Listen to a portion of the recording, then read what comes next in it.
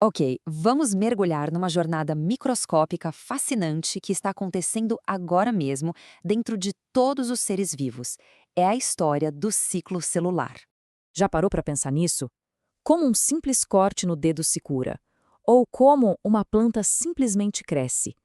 A resposta para essas maravilhas do dia a dia está numa dança celular, perfeitamente coreografada. É esse processo de divisão que a gente vai desvendar aqui. Assim como qualquer ser vivo, cada uma das nossas células tem seu próprio ciclo de vida. E ele, basicamente, se resume a duas grandes fases, uma de preparação e outra de divisão. E olha só que curioso. Uma célula passa a maior parte da sua vida, cerca de 95% do tempo, só se preparando. Essa fase se chama interfase. A divisão mesmo, a chamada fase M, é super rápida, ocupa só uma pequena fatia de 5% do tempo total. E a duração desse ciclo todo varia e muito. As células da nossa pele, por exemplo, se renovam mais ou menos a cada 30 dias. Já outras, como os neurônios, raramente se dividem depois que amadurecem. Algumas, na verdade, nunca mais o fazem. Então, vamos focar na parte mais longa dessa jornada, a interfase. Vamos entender como uma célula se organiza para essa tarefa gigantesca que é a divisão. Essa preparação rola em três etapas bem definidas. Primeiro, na fase G1, a célula cresce, aumenta de tamanho. Depois, vem a fase S, que é fundamental. É aqui que ela duplica todo o seu material genético, o DNA. E por fim, na fase G2, ela faz os últimos ajustes, uma checagem final antes do grande evento. E para garantir que nada saia errado, o ciclo é super controlado. Existem os chamados pontos de checagem, que funcionam como um controle de qualidade rigoroso.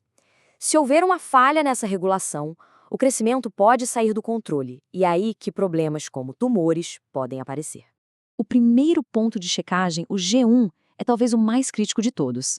É aqui que a célula basicamente se pergunta: eu tenho tamanho e energia suficientes? Meu DNA está intacto? É um ponto de decisão crucial. Se passar daqui, o compromisso com a divisão é praticamente certo. Depois que o DNA foi todo duplicado, o ponto G2 entra em ação.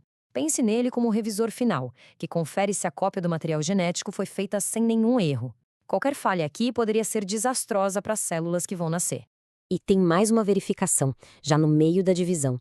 O ponto M garante que todos os cromossomos estão alinhadinhos e presos da forma correta nas fibras que vão puxá-los.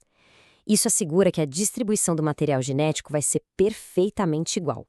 Então, com todas as checagens aprovadas, luz verde em todos os pontos, a célula está pronta para seguir um dos seus caminhos possíveis, a mitose, que é basicamente a arte de se clonar. A mitose é, na essência, uma máquina de fotocópia biológica. O objetivo dela é criar clones, duas células filhas geneticamente idênticas à original.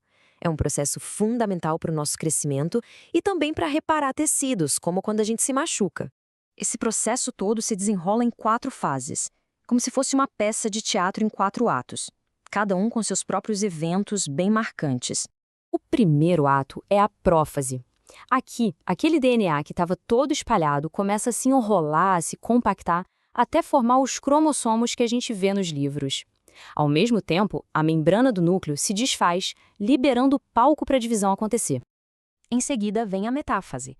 Nessa fase, os cromossomos, já duplicados, se alinham perfeitamente bem no meio da célula.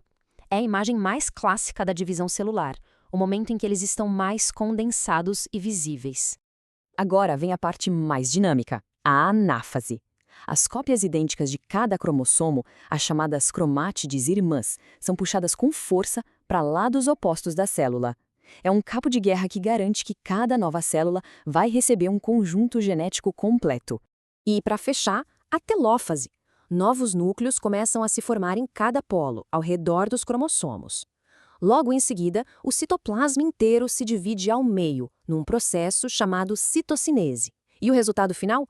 2 células filhas novinhas em folha, idênticas. Certo, a gente viu como as células se multiplicam para crescer e se reparar. Mas e para criar células reprodutivas, como os espermatozoides e os óvulos? Aí o caminho é outro, um pouco mais complexo: a meiose. A meiose não tem nada a ver com clonagem. O objetivo aqui é o oposto, é embaralhar o baralho genético, é criar variedade, diversidade. E esse processo é tão especial que acontece em duas grandes etapas. Na meiose 1, o número de cromossomos na célula é reduzido pela metade. Depois vem a meiose 2, que é, na verdade, bem parecida com a mitose. Ela separa as cópias de cromossomos que ainda estavam juntas. E a grande mágica da diversidade genética acontece logo no comecinho da meiose. Um processo chamado crossing over faz com que os cromossomos troquem pedaços entre si. É isso que cria combinações de genes totalmente novas. Bom, então, para a gente organizar as ideias, vamos colocar esses dois processos incríveis, mitose e meiose, lado a lado e comparar as diferenças fundamentais entre eles. Fica bem claro, né? O propósito da mitose é crescimento e reparo, resultando em duas células idênticas. Já a meiose tem como objetivo a reprodução, e ela gera 4 células únicas, com metade dos cromossomos e, o mais importante, com variabilidade genética. A gente viu como esse ciclo é perfeito, regulado nos mínimos detalhes. E é essa perfeição que nos mantém saudáveis. Isso nos leva a uma reflexão final. O que pode acontecer quando um único desses pontos de controle tão precisos acaba falhando?